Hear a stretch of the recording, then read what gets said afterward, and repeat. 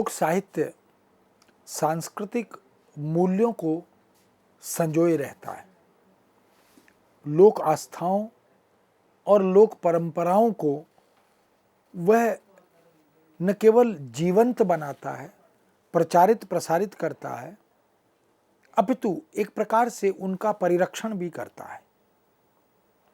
उस भाषा विशेष, उस राज्य विशेष या उस प्रयोक्ता समुदाय और पाठक समुदाय विशेष की माटी की गंध को, उसकी प्रकृति, उसके पर्यावरण को, उसकी तमाम सामाजिक सांस्कृतिक मान्यताओं को वह आत्मसात किए रहता है। इसलिए लोक साहित्य बुनियाद के भीतर, यानी वह बाह्य दिखावटी और अलंकृत साहित्य नहीं होता। वह बुनियाद के अंदर, आधारशिला के नीचे अज्ञात अप्रकाशित लेखकों का साहित्य भी होता है। अनेक बार तो लोक साहित्य के रचनाकारों का हमें ज्ञान भी नहीं हो पाता। आज लोक साहित्य की परंपरा मौखिक मात्र नहीं रही, अब लोक साहित्य भी शब्दबद्ध होने लगा है, मुद्रित होने लगा है। वह लिखित और संपादित रूप में भी अब प्रकाश में आने लगा है। अब इस साहित्य के रचनाकारों का भी परिचय हमें मिल रहा है। अब लोक साहित्य पर अनेक आयामों के साथ शोध भी की जा रही है। उनकी सामाजिक सार्थकता पर बात भी की जा रही है।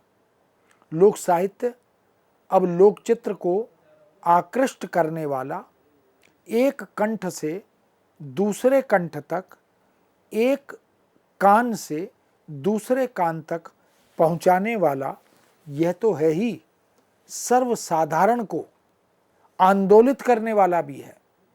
जन सामान्य की बोली के नैसर्गिक रूप और स्वरूप को संजोकर रखने वाला भी हो गया है। इसलिए लोक साहित्य ने उस वर्ग को अपनी तरफ आकृष्ट किया जो औपचारिक रूप से भले ही शिक्षित न हो, शिक्षा के क्षेत्र में उसे अवसर न मिले हों, वह अपनी जीवनचर्या के लिए, दैनिक चर्या के लिए और आजीविका के लिए यदि किसी भी रूप में कार्य कर रहा है तो भी उसके मनोरंजन के लिए, उसके अवसाद को दूर करने के लिए लोक साहित्य रचनात्मक भूमिका निभाता है। लोक साहित्य में जन सामान्य की आशा निराशा, लाभ हानि, हर्ष विषाद, जीवन मरण, सुख दुख, सभी कुछ अनुस्यूत रहते हैं। लोक साहित्य कोई भेद जाति का, धर्म का, समुदाय का, भाषा का, परंपरा का, रीति रिवाज का नहीं करता।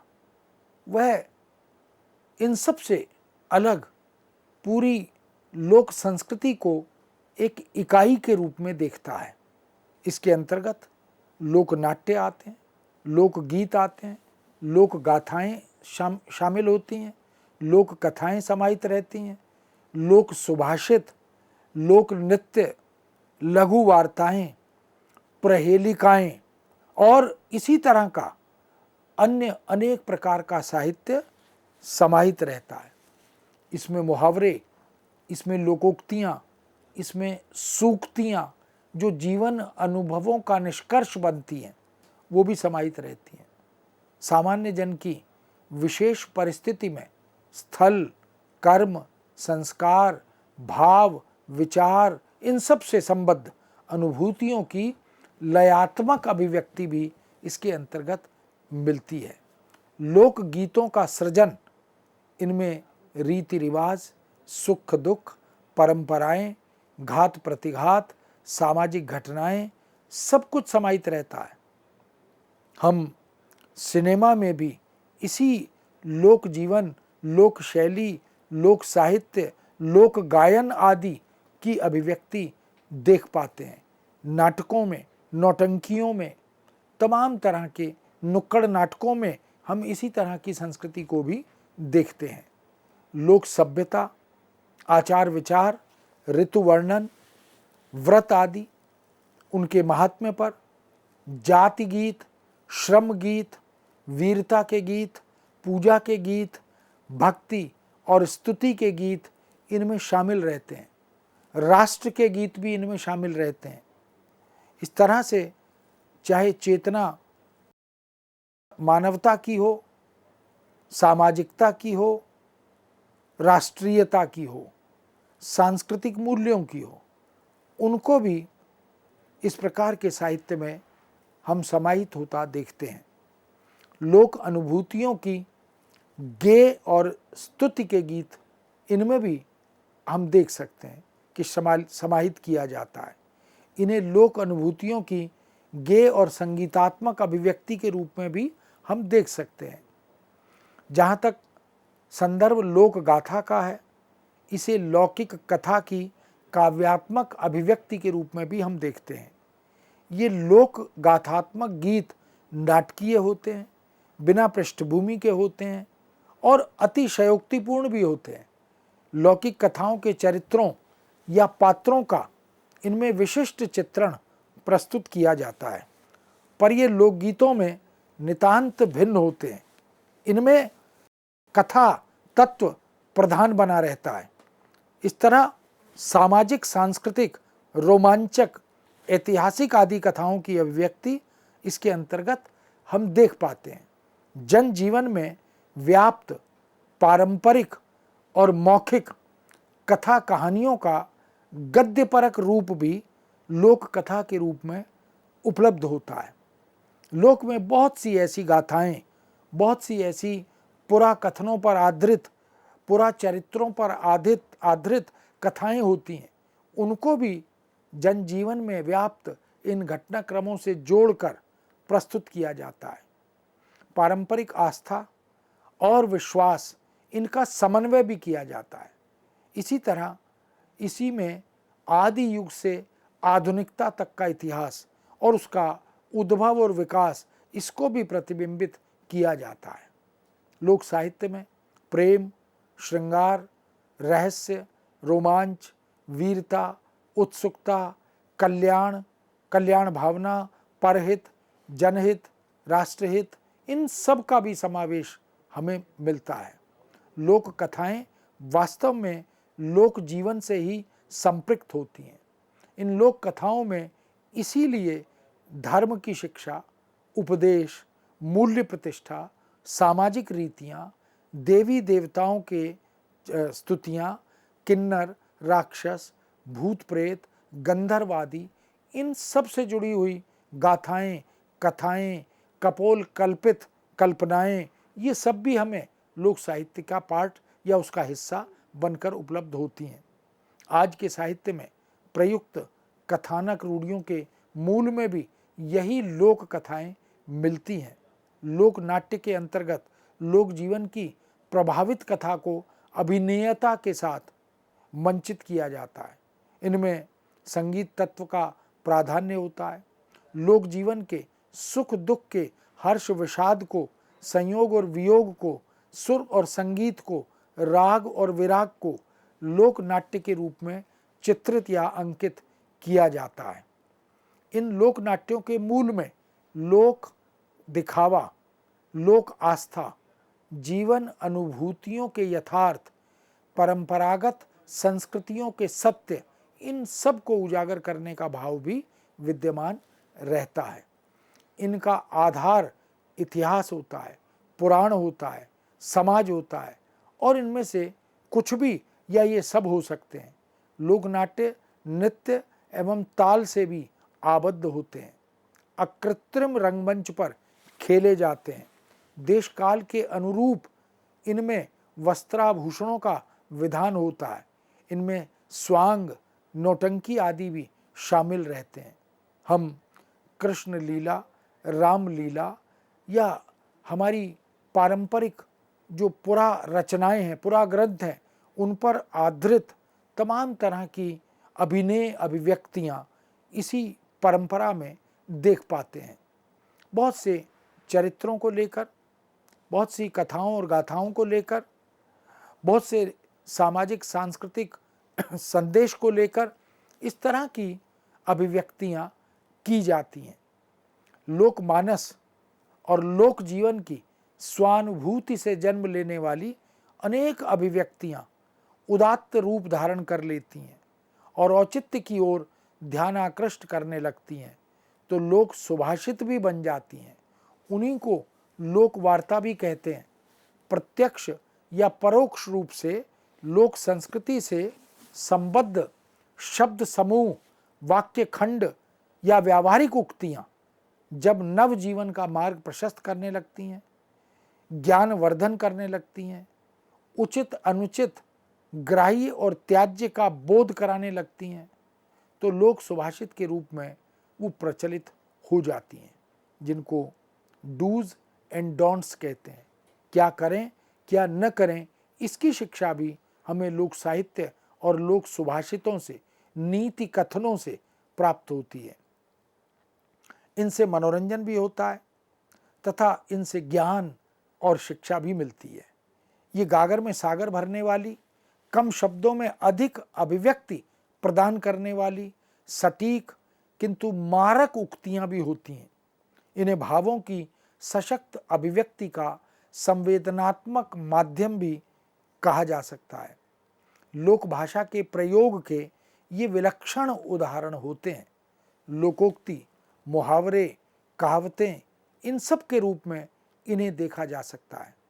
पहेलियां भी इसी में शामिल होती हैं। ये लोक जीवन तथा लोक संस्कृति को प्रतिबिंबित करते हैं। लोक साहित्य के अंतर्गत इसी प्रकार लोक कलाओं को भी समाहित किया जाता है। लोक जीवन की कलात्मक अभिव्यक्ति ही लोक कला बनकर हमारे समक्ष आती है। चित्रकला, संगीत कला, मूर्ति कला, वास्तुकला, स्थापत्य कला, नृत्य कला, इन सब को इसी के अंतर्गत रखा जाता है। एक से एक अद्भुत चित्रकार हमें लोक में, समाज में मिलते हैं। बहुत से गायक, संगीतकार और वाद्य यंत्रों का रचनात्मक उपयोग करने वाले कलाकार, मूर्तियां गढ़ने वाले, मूर्ति कला में निपुण रचनाकार, वास्तुकला में, स्थापत्य कला में एक से एक अद्भुत प्रतिभा लोक के पास विद्यमान है।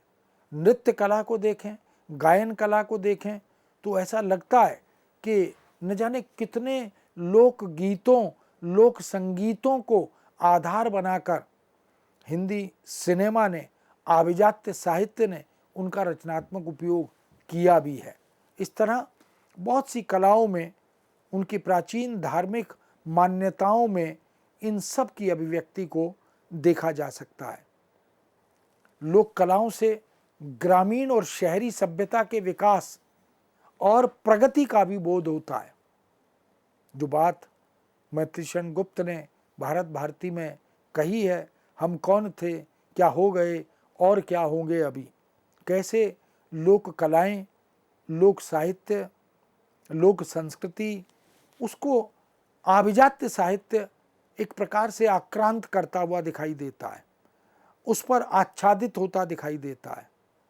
किंतु जो जीवंतता, जो चिरंतनता उस लोक साहित्य और लोक कलाओं में विद्यमान है, जो आज भी उसी तरह की तरोताजगी के साथ, उसी माधुर्य और सुगंध से परिपूर्ण उपस्थिति के साथ हमारे सामने आता है। इन्हीं लोक कलाओं से लोक संस्कृति पुष्ट और परिवर्धित भी होती है। यही कलाएं धर्म, संस्कृति और परंपराओं की परिचायक भी बनती हैं। हमें बहुत सी पुरानी भारतीय संस्कृतियों का, भारतीय धार्मिक मान्यताओं का, हमारी राजनीतिक परंपराओं का, शासकीय व्यवस्था का बोध भी इन्हीं लोक साहित्य और लोक संस्कृति से संबद्ध रचनाओं में, रचनाकारों की अभिव्यक्तियों में प्राप्त होता है। लोक संस्कृति एक बृहत अवधारणा है जिसके अंतर्गत रीति रिवाज, मान्यताएं, परंपराएं, आस्थाएं, विश्वास, अंधविश्वास आदि की सशक्त अभिव्यक्ति होती है। लोक साहित्य के माध्यम से उसकी भूमिका, विधाओं के माध्यम से लोक संस्कृति इसको अभिव्यक्ति प्रदान की जाती है। लोक संस्कृति अपने अनेक तथा भिन्न भिन्न तत्वों के माध्यम से राष्ट्र की उज्ज्वल परंपराओं और सर्व स्वीकृत मान्यताओं को उजागर करते हुए जनजीवन को उन्नत और विकासशील बनाते हुए, उसे गति प्रदान करते हुए रचनात्मकता प्रदान करती है। इसी के माध्यम से हमें जाति, संप्रदाय, समुदाय, प्रदेश, भाषा, प्रवृत्ति, धर्म, लोक अभिरुचि, इन सब का भी बोध होता है। बहुत सी रचनाएं जो अब शब्दबद्ध हो गई हैं, प्रकाश में आ गई हैं, उनका अध्ययन करते हैं तो हमारे पुरा चरित्रों का, उनकी जीवनचर्या का, उनके मानक और नैतिक आदर्शों का बोध हमें लोक साहित्य से होता है। समस्त चर और अचर सृष्टि में मौजूद विश्वास और अंधविश्वास, इन सब का प्रतिबिंबन भी इसी लोक साहित्य और लोक संस्कृति के माध्यम से संभव हो पाता है। इसी संदर्भ में त्रिलोचन पांडे का यह कथन उल्लेखनीय है, जिस प्रकार निजी वृक्ष का बीज धरती की गहराइयों में न जाने कहां कहां से पोषण प्राप्त कर वर्धमान होता है और कालांतर में एक विशालकाय सघन शाखाओं से युक्त वृक्ष का रूप धारण कर लेता है, उसी प्रकार लोक वार्ता का कोई स्रोत किसी एक स्थान पर फूटकर बहुविधा सांस्कृतिक धाराओं से समन्वित होकर विशाल जनजातियों की लोक सांस्कृतिक धरोहर के रूप में परिवर्तित हो जाता है। लोक साहित्य का अध्ययन के अंतर्गत इस बात का उल्लेख उन्होंने किया है। इस तरह लोक संस्कृति विशाल जन समुदाय की भावनाओं को व्यक्त करती है। कहीं यह अभिव्यक्ति गीतों के माध्यम से होती है, कहीं लोक गाथाओं के माध्यम से होती है, कहीं लोक कथाएं इसे पुष्ट करती हैं, तो कहीं लोक नाट्य और उसकी प्रयुक्तियां उसे पोषित करती हैं। नृत्य, संगीत और अभिनय की त्रिवेणी इस सांस्कृतिक व्यंजना को जीवंत, प्रखर और प्रभारी बना देती हैं। इसीलिए कन्नौजी लोकगीत शीर्षक से अपना शोध कार्य करते हुए लोक साहित्य और संस्कृति के विद्वान डॉक्टर संतराम अनिल ने लिखा भी है कि लोकगीत साहित्य की अमूल्य और अनुपम निधि हैं। इनमें हमारे समाज की एक एक रेखा, सामाजिक बोध की एक एक अवस्था, सामूहिक विजय और पराजय, प्रकृति की गतिविधि, वृक्ष, पशु पक्षी और मानव के पारस्परिक संबंध, बलि, पूजा, टोने, टोटके, आशा, निराशा, मनन और चिंतन, सबका बड़ा ही मनोहारी वर्णन मिलता है। लोक संस्कृति का सामाजिक महत्व यह भी है कि वह जन सामान्य को उसके कर्तव्यों, उसके दायित्वों का भी बोध कराती है, कर्म और कर्मठता की सलाह भी देती है। लोक कथाओं में व्यक्त नायक आदि के जीवन एवं उनकी जीवन शैली से प्रेरणा भी मिलती है। लोक कथाओं पर, लोक जीवन पर, लोक साहित्य पर लोक रचनाकारों ने बहुत से कोशों का निर्माण भी किया। राजस्थान में विजयदान देथा का नाम इस दृष्टि से बड़ा उल्लेखनीय है। उन्होंने बृहत स्तर पर लोक कथाओं को प्रस्तुत किया है। लक्ष्मीचंद का नाम हरियाणा में बहुत श्रद्धा के साथ, सम्मान के साथ लिया जाता है। सहिष्णुता, नेतृत्व, उपकार, शौर्य, पराक्रम, वीरता, दया, सहयोग, इन सब भावनाओं को भी जागृत करने का कार्य लोक संस्कृति ही करती है। पारिवारिक और सामाजिक रिश्ते नातों की संवेदनात्मकता का, उसकी बोध का अगर परिचय मिलता है तो इसी माध्यम से मिलता है। इस तरह नैतिक शिक्षा, ऐतिहासिक बोध, भौगोलिक ज्ञानार्जन, पर्यावरण संबंधी जागृत धार्मिक रीति रिवाज और पौराणिक ज्ञान, इन सब क्षेत्रों में भी लोक संस्कृति ही सहायक होती है। सांस्कृतिक पुनर्जागरण का पुण्य कार्य भी लोक संस्कृति ही करती है। इस तरह लोक साहित्य लोक संस्कृति में चोली दामन का साथ दिखाई देता है। लोक साहित्य के विविध आयाम ही लोक संस्कृति के निर्माता भी बनते हैं। साहित्य जब लोक से संबद्ध हो जाता है तो लोक मानस का अवगाहन करता है और जन जन में अनुप्राणित भी होता चलता है। रामचरितमानस इसका सशक्त उदाहरण है। लोक जीवन से ओतप्रोत होने के कारण ही वह जन जन को आनंद प्रदान करने वाली रचना बनी, उन तत्वों को आत्मसात करने वाली रचना बनी। इसी कारण कबीर युग प्रवर्तक बन गए और लोक प्रवर्तक हो गए। यही कारण है कि सूर का वात्सल्य माँ के हृदय का कोना कोना झांक आया। लोक रंजन की यही अद्वितीयता भक्तिकालीन साहित्य को वैशिष्ट्य प्रदान करने लगी। घाघ और भड्डरी की कहावतें, उनके जीवन अनुभव, पहेलियाँ, लोकोक्तियाँ, कृषि और अर्थशास्त्र विषयक प्रामाणिक उक्तियाँ आज भी अध्ययन क्षेत्र को आमंत्रित करती हैं। वृंद कवि या दीनदयाल गिरी कवि, बिहारी और इसी तरह मध्यकाल के, भक्तिकाल और रीतिकाल के अनेक कवि, अमीर खुसरो की पहेलियाँ, इन सब का प्रमाण है। यही कारण है कि प्रेमचंद हो या अज्ञेय, जीवन एवं जनमानस को, उनके मनोविज्ञान को इन्होंने बखूबी साहित्य में उतारा है। पुराने और मैले प्रतीक उतारकर जीवन और लोक से जुड़ते ही अपने संस्कारों को बरकरार रखते हुए भी अपने भीतर लोक तत्वों का समायोजन ये साहित्य और साहित्यकार करते हैं। इस तरह वेदों से बहती हुई इस लोक की साहित्यिक सांस्कृतिक धारा को अष्टाध्यायी, महाभारत, रामायण, अमीर खुसरो, रामचरितमानस, कबीरदास, सूरदास, अष्टछाप के कवि, जायसी, सूफी, अन्य कवि, रीतिकाल की कविता में प्रतिष्ठित लोक चेतना के प्रतिष्ठाता, इन सब कवियों में, रचनाकारों में हम इस लोक साहित्य की धरोहर को, इसकी विरासत को देख सकते हैं। आधुनिक साहित्य में भी इसकी कहीं कोई कमी नहीं है। कोई भी साहित्यकार या रचनाकार लोक तत्वों को अपने साहित्य में समाविष्ट करता ही है, किए बिना रह भी नहीं सकता। लोक जीवन और लोक समुदाय से ही साहित्य के विविध रूप उसे प्राप्त होते हैं। अतः लोक संस्कृति और लोक साहित्य में अन्योन्याश्रित संबंध होता है। दोनों एक दूसरे के पूरक होते हैं।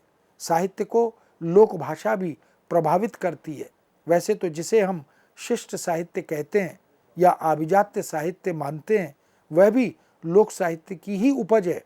आचार्य हजारी प्रसाद द्विवेदी ने तो स्पष्ट लिखा ही है, भारतीय साहित्य का अत्यंत भाव लोक साहित्य पर आधारित था। कहना व्यर्थ है कि वहाँ के लोक कथानकों का अध्ययन बहुत सहज नहीं है। न जाने कितनी बार वह साहित्य ऊपर स्तर के ग्रंथों से प्रभावित हुआ और कितनी बार उसे प्रभावित किया गया। इस तरह हम देखें तो लोक संस्कृति की कलकल करती, निरंतर बहती अजस्र धारा ही लोक साहित्य को प्राण देती है, प्राण तत्व प्रदान करती है। इसके बिना तो उसके भीतर का रक्त सूख सा जाता है।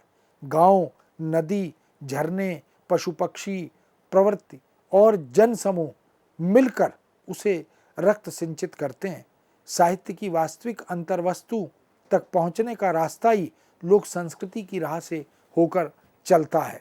साहित्य के भीतर अंतर्भूत गहन अर्थों और व्यंजनाओं की आनंदानुभूति के लिए कवि या लेखक के पास लोक तात्विक दृष्टि का होना अत्यंत आवश्यक होता है। किसी भी समाज में विद्यमान सांस्कृतिक धारा दो धाराओं में बह निकलती है। एक धारा विशुद्ध साहित्य की ओर चलती है और दूसरी परिनिष्ठित और शास्त्रीय होती चलती है। दूसरी धारा लोक साहित्य और लोक संस्कृति की ओर जाती है, जो शिष्ट नहीं होती, शास्त्रीय नहीं होती। कुछ ऐसी भी छोटी छोटी धाराएं दोनों के मध्य विद्यमान रहती हैं, जो शिष्ट साहित्य को लोक साहित्य से संपृक्त करके उसे उदात्त रूप प्रदान करती हैं। इसीलिए डॉक्टर इंदिरा जोशी का यह कथन महत्वपूर्ण है। वो कहती हैं, साहित्य एक व्यापक तत्व है और लोक तत्व को उसकी सूक्ष्मतम अंतरंग सतरंगिणी आभा का मूल कहा जाना चाहिए।